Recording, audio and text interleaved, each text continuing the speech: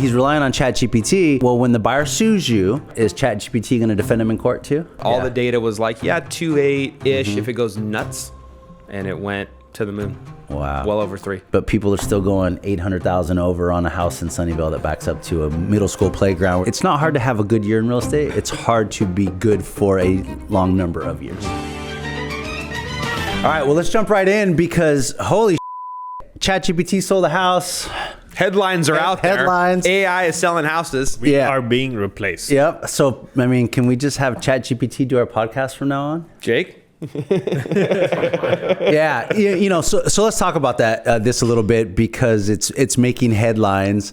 It's interesting, right? I think it's trendy, so all the news people picked up on it. But ultimately, he did it for sale by owner. Mm-hmm. Right? Mm-hmm. I mean, at the end of the day, he did it for sale by owner, and then he relied on AI to tell him how to do it. So, from pricing to generating a flyer and all of that stuff. The interesting thing that I thought about when I watched the news segment was that he had 5 offers in 72 hours. Okay, so if he had 5 offers in 72 hours, what does that tell you? What's your gut say about that initially? Price low? Maybe it's price low. Maybe it's like almost like a coupon club. Like the price is just very attractive. Yeah. So he had 5 offers within 72 hours. ChatGPT told him put the house on the market Tuesday night, which cool. I mean, we put our houses on the market then too. I mean, it doesn't take a AI to kind of determine that data. But what's interesting is 5 offers in 72 hours, and he ended up getting into contract before he even did a full open house. So my take on that is 1, he probably priced too low. 2, we typically tell our clients, hey, let's maximize the marketing because instead of maybe 5 offers, we'd have 10 offers, right? So, because he only exposed it to the market for 2-3 days as opposed to 5, 7, or 9 that we typically do, he could have missed a large segment of the market, which means he could have left tens or hundreds of thousands of dollars on the table. But two other things I want to say. 1, if I go to the MLS right now and I see that a homeowner that has no real estate experience used ChatGPT to sell their house, I'm going to write an offer too. Because then I'm going to lock it up and then I'm going to him up, right? Because he has no idea what he's doing. He's relying on ChatGPT.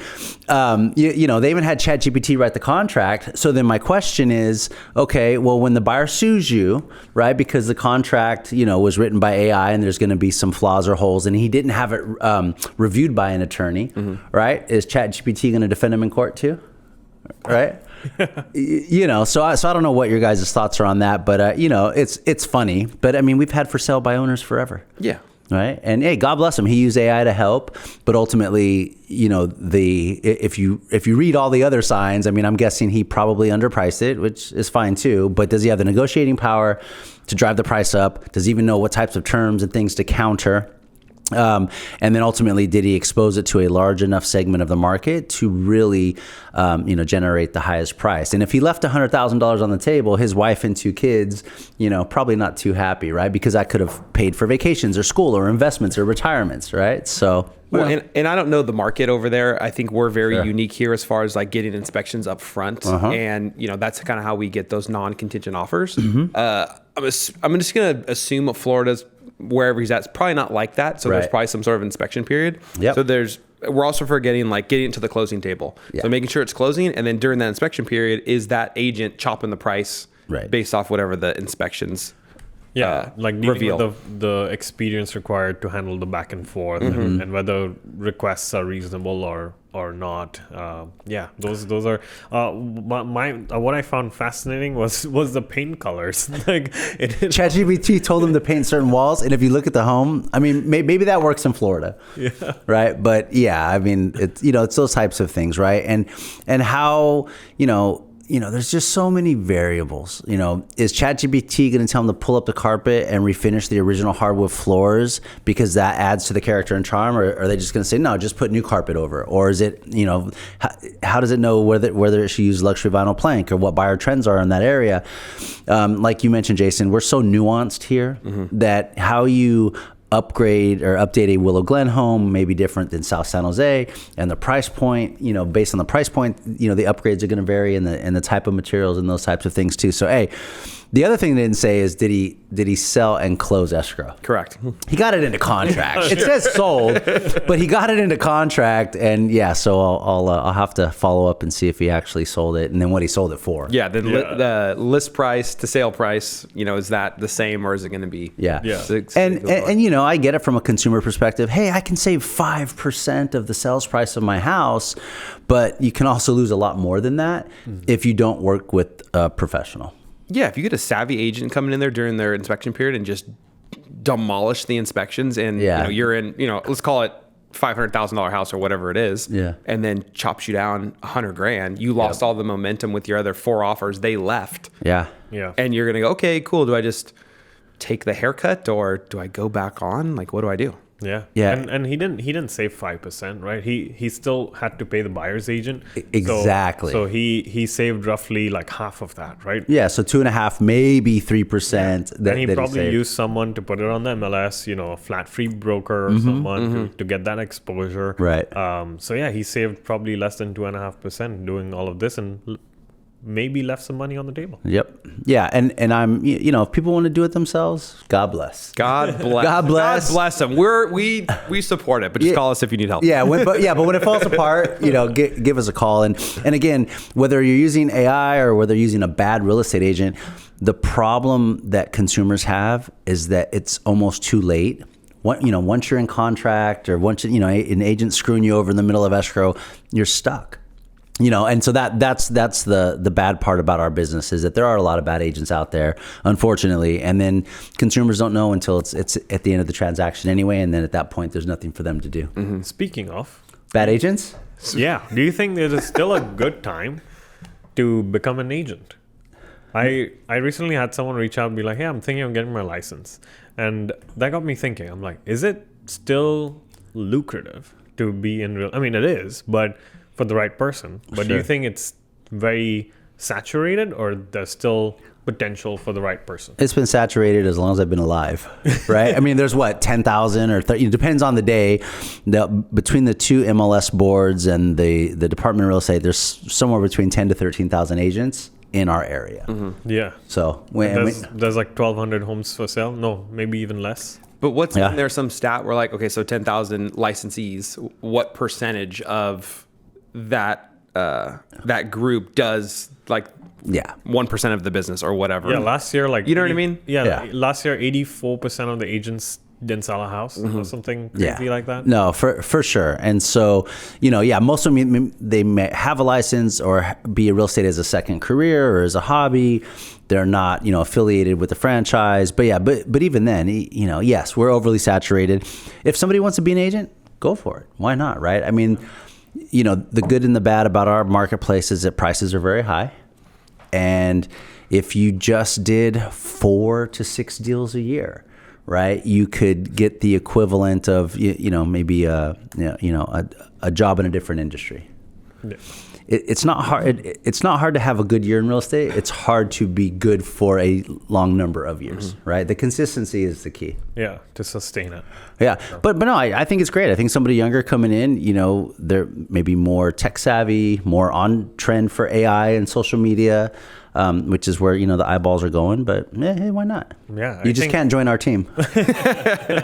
No spots available. Yeah. I think agents that know how to use and leverage AI will replace agents that don't. I think AI is likely, getting really good. I actually created a mortgage calculator using AI. So I gave Claude a prompt as to exactly what I wanted, and I'm figuring out how to brand it using my branding so that I can use that as like a web link to send it to people that want a mortgage calculator. It has a nice little sliding mechanism where you can slide your purchase price, interest rate, down payment, and then get a good reading of what the monthly mortgage payments look like. And I asked it to assume like insurance rates and property taxes and so yeah, it's pretty cool. And it made it within minutes. It took me like 30 minutes to come up with a mortgage calculator. Yeah. it's an interesting time, right? Not just for our industry, but for all industries. But I think where we have an advantage, at least in residential real estate, it is still a relationship and emotional transaction. Mm-hmm. When you walk through the doors on your forever home, or or you're selling a home that you raised your kids in. I mean, real estate is emotional, and it's relationship based. And I don't know how any technology, AI or otherwise, is going to replace that. It'll augment it or supplement it to a certain extent. And you say, well, only agents that use AI are going to survive.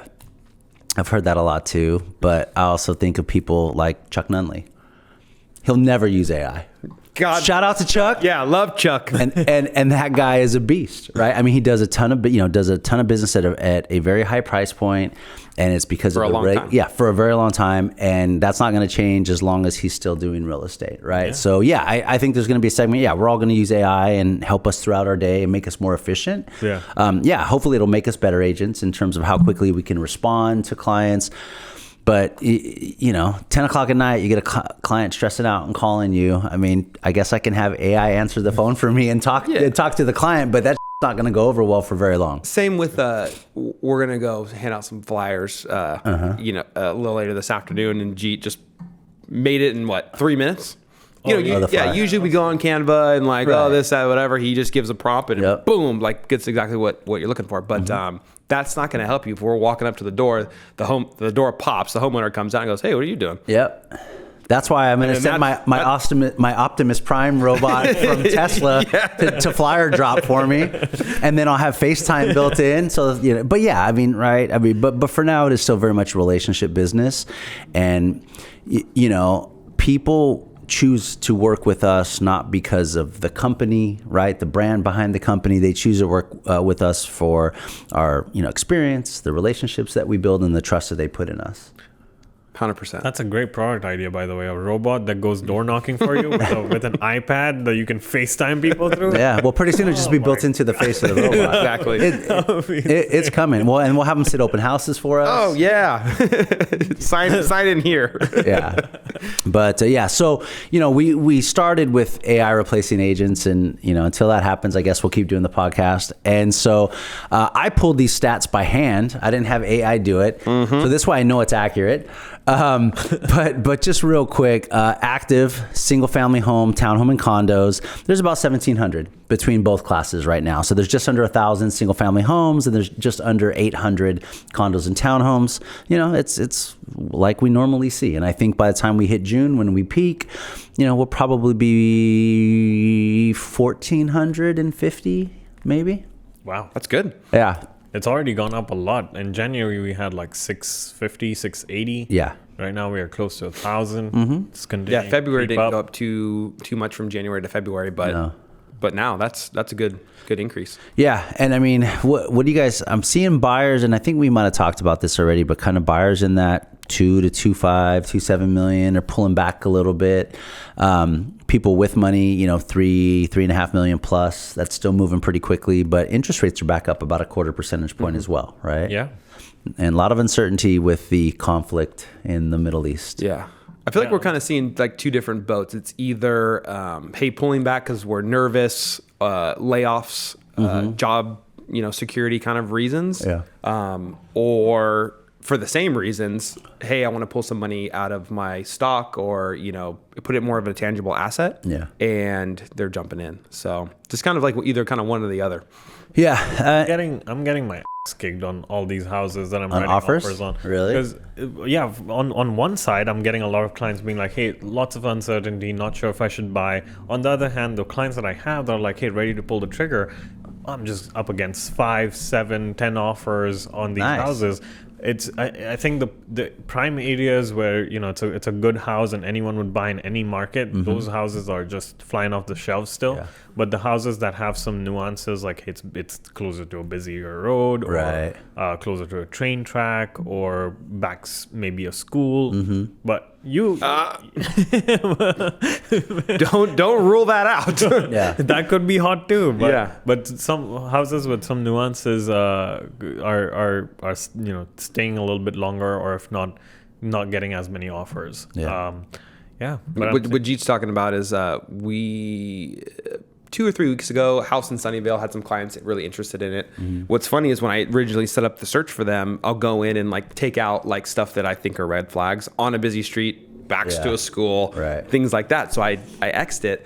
They said, hey, what about this one? It was one of the one I X'd because it backed to literally a playground, middle school. Yeah. And I'm like, oh yeah, if you're interested, whatever. Also Sunnyvale. So listed 2-3, listed on the lower end, comps, and the data said it was going to go like somewhere around like 2.7, maybe 2.8 if it got crazy. We write at, I think we come in at like, 2.65, like pretty strong, goes well over 3 with 10 offers and a back to a school. It would have been interesting. And I'm like, it would have been interesting to ask ChatGPT, how much should we offer for that house? See? And see how many times it gets it right or wrong. Yeah, nothing logical about it. All the data was like, 2.8-ish if it goes nuts. And it went to the moon. Wow. Well over 3. Yeah. And, and I think to your point, G, like you were saying too, I mean, our little bubble kind of resilient, right? I mean, there's war going on, there, prices are increasing, inflation's going back up, mortgage interest rates are going up, there's job uncertainty, but people are still going 800,000 over on a house in Sunnyvale that backs up to a middle school playground where they're going to be smoking weed and vaping every day. I was like, what? Over $3 million? I even talked to a seller earlier in that kind of entry level, like 1.6 kind of price point. Great area, great schools. He's only been there probably like 7 years, 6-7 years. So like, he hasn't even been there for 40 years is kind of what I'm saying. 6, 7. And he, it was the same kind of question, like, hey, how's the market, all this uncertainty? Like, do you think it'd be a good time to sell? And with like if the pictures on Zillow are similar to what he's saying are accurate, so like a pretty turnkey house, I can confidently say like, yeah, we priced this thing right in this neighborhood. It'll sell in less than a week. Yeah. Based off like our recent sales in that same neighborhood and all that kind of stuff. So like he's hearing all this stuff about uncertainty and all that kind of stuff. And I'm like, hey man, like, I could easily say, you want it gone? 1 week we'll have multiple offers. And even though there's pullback, there's still, to Jeet's point, I mean, there's still multiple offers on good properties. And I don't see that changing anytime soon just because of law, supply and demand. Right. And speaking of supply, obviously Bay Area, San Jose, it's very, constricted. There's not enough homes for the people that want to buy them.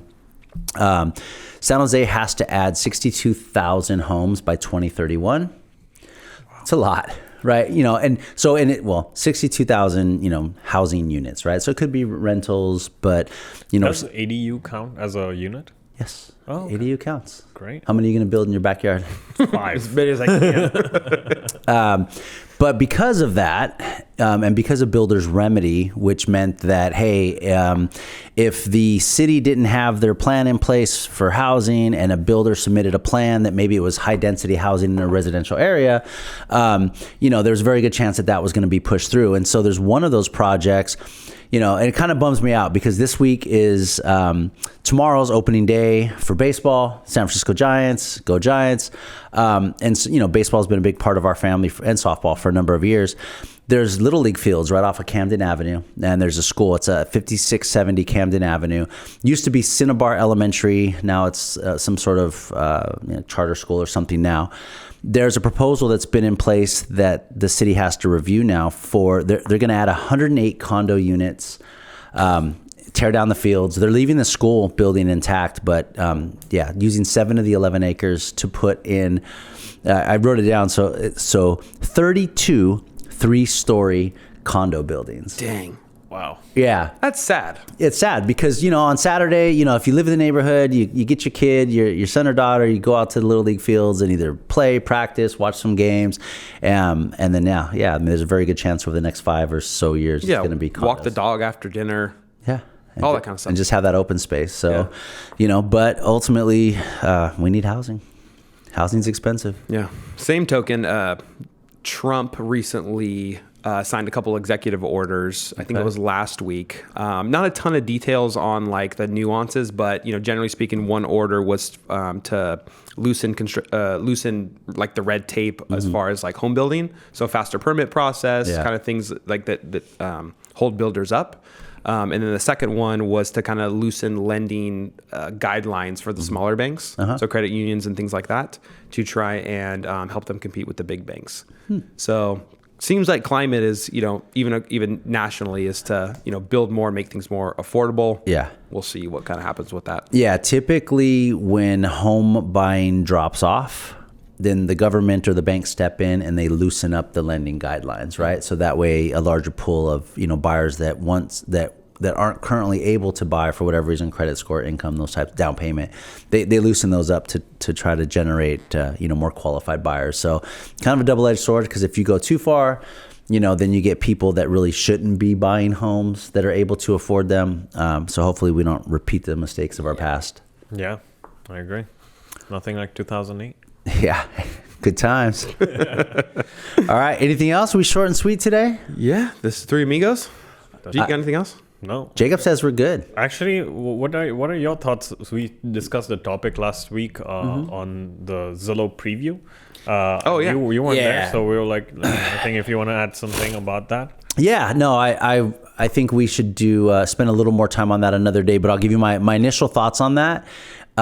Is that it's all just noise and it doesn't benefit the consumer, right? Right now so for a long time, there was the MLS, and the MLS was this central repository where everybody put their home on the market, and then it would get pushed out in they call it syndication, to portals like Zillow and Redfin and Realtor.com. And then what happened was those portals got smart and did a better job of marketing homes than the local MLSs. And then they monetized it and then sold the leads or the opportunities back to the agents. So then the agents lost control. So then the agents said, well, okay, now we want to take back control. But what's happened? So Compass partnered with Redfin, Keller Williams, Side, somebody else partnered with Zillow.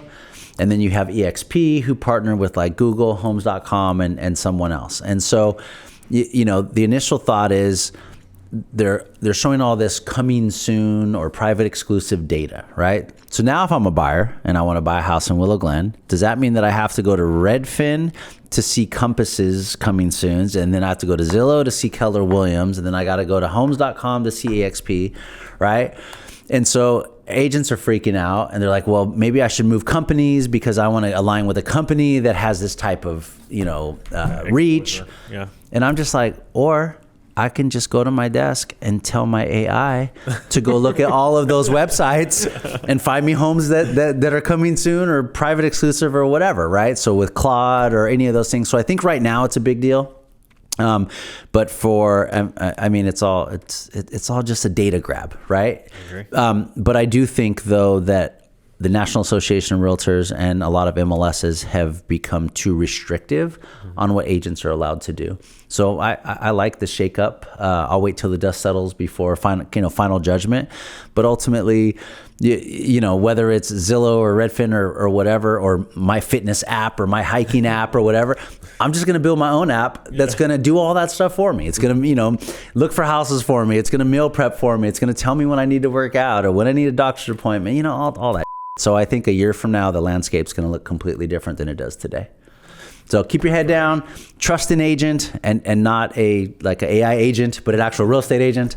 And who you work with matters. Amen. Amen. All right. Later. See you. See ya.